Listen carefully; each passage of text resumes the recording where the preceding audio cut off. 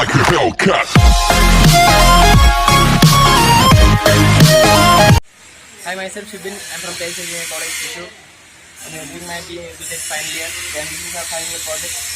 Our concept is about making an envelope bag, which is partly automated by pneumatic valves and solenoid valves, which is controlled by an air compressor. And this is our concept. It's a revolutionary project because in our current scenario there is no existing machine for making this type of envelope envelope bags, and so that's our main project. And thank you SSI Group for helping us regarding the fabrication of the product and making our dream.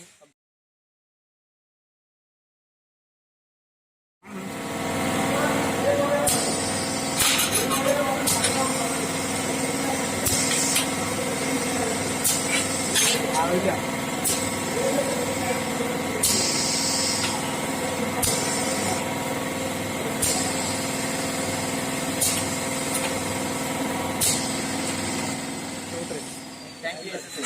Okay.